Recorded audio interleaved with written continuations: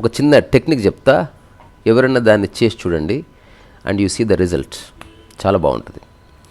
So ఇప్పుడు ప్రపంచంలో ఉన్న ఆధ్యాత్మిక పద్ధతుల యొక్క మూల సూత్రం ఏమిటి? మనసు అణగాలి, మనసు స్థిరంగా ఉండాలి, ఫ్లక్చువేట్ అవ్వకూడదు, ఇన్ఫ్లుయెన్స్ అవ్వకూడదు, పరిశాన్ కావద్దు. సో మనసు అణగడానికి లేదా స్థిరంగా నిలబడడానికి రకరకాల డివైజులు వచ్చాయి. మంత్రం కావచ్చు, చాంటింగ్ కావచ్చు, ధ్యాన పద్ధతి కావచ్చు, శ్వాస మీద ధ్యాస కావచ్చు, ప్రాణాయామం కావచ్చు. ఏం చేసినా కూడా మనసు అనేది ఒకచోట స్థిరంగా ఉండి తీరాలి.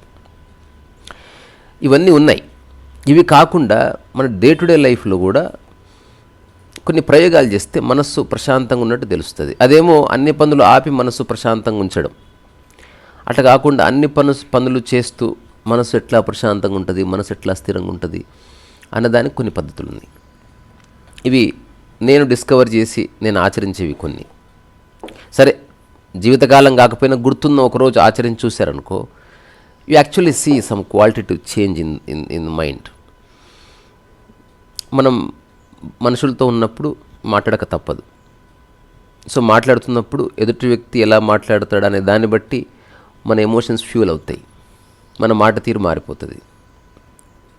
సో ఎందుకంటే మన మైండ్ డైనమిక్, స్టాటిక్ కాదు. స్టాటిక్ అనుకో, ఒకరు గట్టి గరిచినా మెల్లగరిచినా గుసగుసలాడినా స్టాటిక్ సౌండ్ ఎప్పుడు ఈక్వల్గా వస్తుంది, రోబోటిక్ సౌండ్. కానీ మనిషి అట్లా కాదు. గుసగుసలాడితే గుసగుసలాడతాడు, ఎవడన్నా అరిస్తే వాడు అరుస్తాడు, ఎవడన్నా కేకలేస్తే వాడు కేకలేస్తాడు, ఎవడన్నా చేయలేపితే వాడు చేయలేపుతాడు. సాల్ ఒక మిర్రర్ రిఫ్లెక్షన్ లాగా ఉంటుంది. ఈ చిన్న ప్యాటర్న్ కనుక బ్రేక్ చేయగలిగితే యూ సీ ట్రెమెండస్ చేంజ్. పర్టికులర్గా కుటుంబ సభ్యుల మధ్యన వాగ్వివాదాలు వచ్చినప్పుడు అనవసరంగా ఆవేశపడి ఏదేదో మాట్లాడేసుకుంటారు. ఇప్పుడు నేను చెప్పే ప్రయోగం జస్ట్ చేసి చూడండి, ఎవరికి చెప్పొద్దు. ఒక వారం రోజులు చేయగలిగితే వెరీ గ్రేట్. 3 days చేయొచ్చు, అట్లీస్ట్ 1 day చేయొచ్చు. అలాగని నోరు మూసుకుని మూలకు కూర్చోదు, అందరితో మాట్లాడుతూ ఉండండి. ఇప్పుడు మీరు ఎవరు ఎలా మాట్లాడినా, ఎవరు ఏ వాయిస్ రేంజ్లో మాట్లాడినా మీరు ప్లెజెంట్గా జవాబు ఇవ్వడం మాత్రం మర్చిపోవద్దు. ఇంతే టెక్నిక్. సో ప్లెజెంట్గా జవాబు ఇవ్వాలి, సూటిగా చూస్తూ జవాబు ఇవ్వాలి, అటు ఇటు చూడొద్దు. బాడీని లిమిటెడ్గా వాడాలి. ఎందుకంటే మనలో ఎమోషన్ ఫ్యూల్ అయినప్పుడు మన బాడీ ఊగిపోతుంది. మన ఎమోషన్ తగ్గుతూ మనసు ప్రశాంత స్థితికి వస్తున్నప్పుడు బాడీ మెల్లగా కదులుతుంది. ఇంకా మైండ్ హాల్ట్ అయినప్పుడు బాడీ హాల్ట్ అయి నిద్రపోతుంది లేదా మెడిటేటివ్ ఉంటుంది. ఇది ఇన్ జనరల్గా జరిగేదే. ఇప్పుడు ఎవరైనా మిమ్మల్ని తిట్టారు, వచ్చింది కోపం, వస్తుంది. మరి కారం తిన్న శరీరాలు కదా, వస్తుంది కోపం. కానీ దానివల్ల ఉపయోగం ఏమి లేదు. లైఫ్ అంతా అరుచుకున్నా, లైఫ్ అంతా తిట్టుకున్నా, లైఫ్ అంతా పీకులన్నా సాధించేది రూపాయి ఉండదు.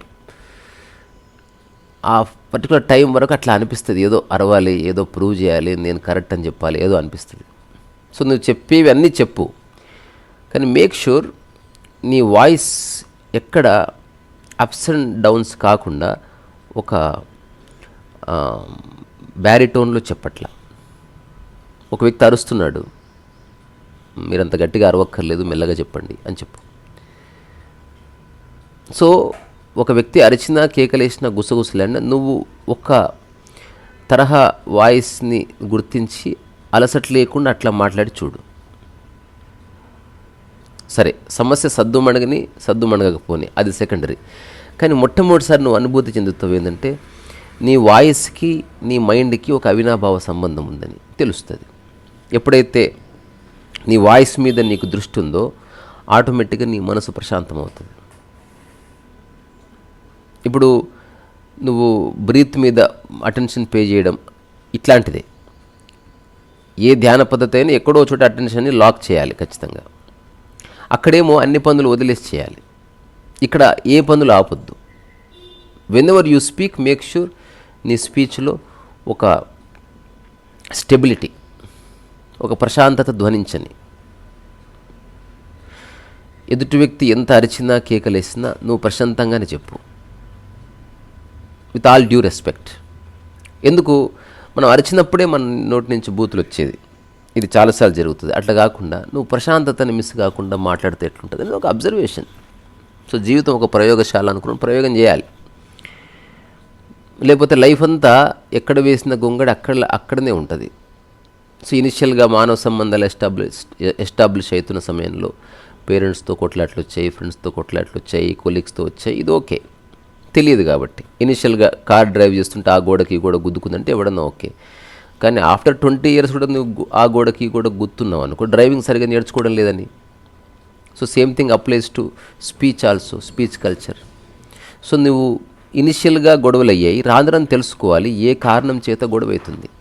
సో వాటిని నువ్వు పక్కకు జరిపి చూడవలసిందే, లేదా ఏదో ఒక పద్ధతిని నువ్వు లైఫ్లోకి తీసుకోవాల్సి, ఎస్కేప్ అవ్వడం కాదు. సో నేను ఎస్కేపిజాన్ని సపోర్ట్ చేయను. ఇక మీదట నేను మాట్లాడను అని డిక్లేర్ చేసేవాళ్ళు ఉన్నారు, ఇక మీదట నీకు నాకు సంబంధం లేదు అని డిక్లేర్ చేసేవాళ్ళు ఉన్నారు. అట్లా కాకుండా సంబంధం ఉండని, retain relationship but bring change. ఏదో ఒక ప్రయోగాన్ని చేస్తూ ఎవరికి చెప్పకూడదు చేస్తున్నట్టు. ఒక వారం రోజులు లో వాయిస్లో మాట్లాడండి. ఎదుటి వ్యక్తి అరిచినా సరే లో వాయిస్లో మాట్లాడండి. మొదట బయట వ్యక్తులతో షురూ చేయండి. It works tremendously. మనం మర్చిపోయాం ఈ ఆర్ట్ని. నువ్వు చెప్పాలనుకున్న అన్ని విషయాలు లో వాయిస్లో చెప్పినప్పుడు, ప్రశాంత స్థితిలో నువ్వు ఎక్స్ప్రెస్ చేసినప్పుడు, నీ కళ్ళు స్థిరంగా ఉండి చెప్పినప్పుడు, నీ బాడీ తక్కువ కదిలినప్పుడు ఎదుటి వ్యక్తిలో ఎమోషన్స్ చాలా తక్కువగా రైజ్ అవుతాయి. ఇది ప్యూర్లీ సైంటిఫిక్. సైకాలజీ తెలిసిన వాళ్ళకి ఎవరైనా, బిహేవియరల్ ప్యాటర్న్స్ని అధ్యయనం చేసిన వాళ్ళకి ఎవరికైనా ఈ చిన్న చిన్న విషయాలు తెలుస్తాయి. అంతెందుకు, ఎవడన్నా బాగా అరుచుకుంటున్నప్పుడు చూడు, చేతులు కాళ్ళు ఇట్లా ఇట్లా ఇట్లా ఊగిపోతాయి, కనుబొమ్మలు ఎగరేస్తారు, కనుగుడ్లు స్థిరంగా ఉండవు, పెదాలు వణుకుతాయి, తొడలు వణుకుతాయి, ఇవన్నీ ఉన్నాయి. ఎందుకు? హోల్ బాడీ డిస్టర్బ్ అయిపోయింది. ఒకనొక సరస్సు లోపల పెద్ద రాయి ఎత్తేసినట్టు అయిపోలే. సో నీ మనసులో ఏ రాళ్ళు ఎత్తేయకు, అత్యంత సున్నితంగా దాన్ని డీల్ చేయి. ఇది ధ్యానము కాదేమీ కాదు, ఇది చిన్న పద్ధతి. అనుకుంటే ధ్యానం అవుతుంది. ధ్యానం అని నేను ఎప్పుడంటే దేన్నైనా ఏదైతే కొంతకాలం చేసిన తర్వాత అది నీ జీవితకాలం కొనసాగించే ఉద్దేశం వచ్చిన తర్వాత అది అట్లా కొనసాగిస్తుండగా అది నీ స్వభావం అయినప్పుడు నిజమైన ధ్యాన స్థితి ఆవిర్భావం అవుతుంది. అంతవరకు ధ్యానం వేరు, నువ్వు వేరు ఉంటావు. తద్వారా ధ్యానం ఎప్పటికి కాదు, అది నీ స్వభావం అయిపోవాలి. ఇప్పుడు శ్వాస మీద ధ్యాస ఎవరైతే చేస్తారో, అన్ని పనులు చేస్తున్నా ధ్యాస పోకూడదు, అప్పుడు అది అర్థమైనట్టు. నువ్వు ప్రత్యేకంగా చేసేది కాదు అది.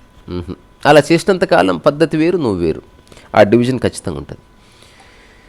సో ఇప్పుడు నేను చెప్తున్న ఈ చిన్న చిట్క ఎవరైనా ఆచరించి చూడొచ్చు, పక్క వాళ్ళకి చెప్పకుండా. ఒకవేళ కుటుంబ సభ్యులందరూ ఆచరిస్తే విదిన్ నో టైం స్వర్గం ఎస్టాబ్లిష్ అవుతుంది.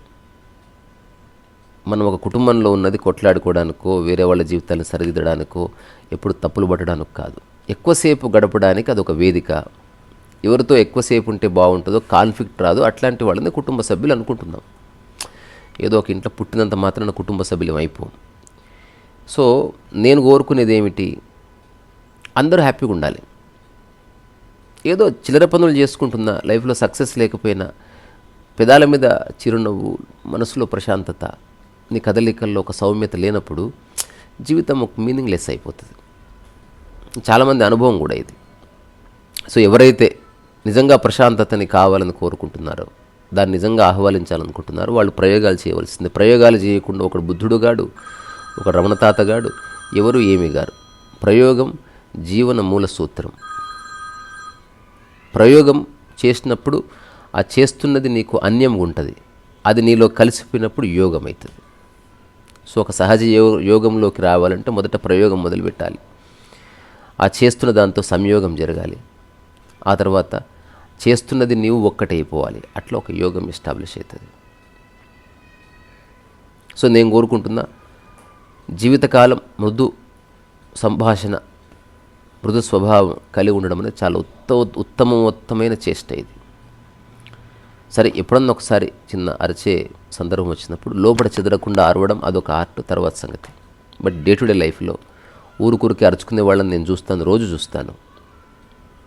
నేను ఇంటి నుంచి స్టూడియో నుంచి ఇంటికి వచ్చే దారిలో ఎక్కడో చోట ఈ అరుపులు కేకలు వినిపిస్తూనే ఉంటాయి. అవి అవసరం లేదని నా పర్సనల్ అబ్జర్వేషన్. నా జీవితంలో లేవు అవి. ఎప్పుడన్నా అలాంటి సందర్భం వస్తే పూర్తి ఎరుకలో సరదాగా అరుస్తాను, నటిస్తూ, లోపల చెక్కు చెదరకుండా. ఇంతకంటే చెప్పడానికి ఏమీ లేదు. సో ఉన్న చోటనే లిబరేట్ అవ్వాలంటే అన్నిటినీ మనం సెట్ చేయాలి. ఇల్లు అందంగా ఉండాలంటే ఫ్యాను సెట్ అవ్వాలి, సబ్బు డొక్కులో సబ్బు సెట్ అవ్వాలి, ఏసీ సెట్ అవ్వాలి, బండలు సెట్ అవ్వాలి. అన్నీ సెట్ అయిన తర్వాత ఓవరాల్గా ఒక బ్యాలెన్స్ వస్తుంది. జీవితం కూడా అంతే. మాట సెట్ అవ్వాలి, మానవ సంబంధాలు అర్థం కావాలి, డబ్బు అర్థం కావాలి, పని అంటే ఏంటో తెలియాలి, నిద్ర అంటే ఏంటో తెలియాలి, ఆహారం అంటే ఏంటో తెలియాలి. ఇవన్నీ తెలిసినప్పుడే నిజమైన ప్రశాంతత ఎస్టాబ్లిష్ అవుతుంది. సో ప్రశాంతత అనేది, ఆనందం అనేది, ధ్యానం అనేది, దే ఆర్ ఫ్లవర్స్. కింద ఎరువు ఎంత బాగుంటే అంత ఫ్లవర్ వచ్చినట్టు ఇలాంటివన్నీ ఎంత బాగా ఎస్టాబ్లిష్ అయితే వాటి నుంచి ఒక బై ప్రొడక్ట్గా అట్లా విరబూస్తాయి. బై ఫోర్స్ మనం క్రియేట్ చేయలేం. But through an experiment we can understand what they are. ఇంతే ప్రస్తుతానికి. జూన్ 2 మార్నింగ్ 7 నుంచి 11 బుక్ లాంచ్. సరదాగా వీరున్న వాళ్ళంతా వచ్చేయండి. హాయిగా అట్లా నేల మీద కూర్చొని చేసుకుందాం. ఈరోజు ఇంకొక పోస్ట్ పెడతాను. మధ్యాహ్నం కూడా ఒక చిన్న టాక్ ఎక్స్క్లూజివ్గా దానికోసమే చేస్తాను. ఇన్ కేసు ఎవరన్నా మిస్ అయినా కూడా అది లొకేషన్ ఏమిటి, తర్వాత కొన్ని చిన్న చిన్న సూచనలు అట్లాంటివి చేసుకుందాం. మళ్ళీ కలుసుకుందాం. రిసర్స్ వాయిస్.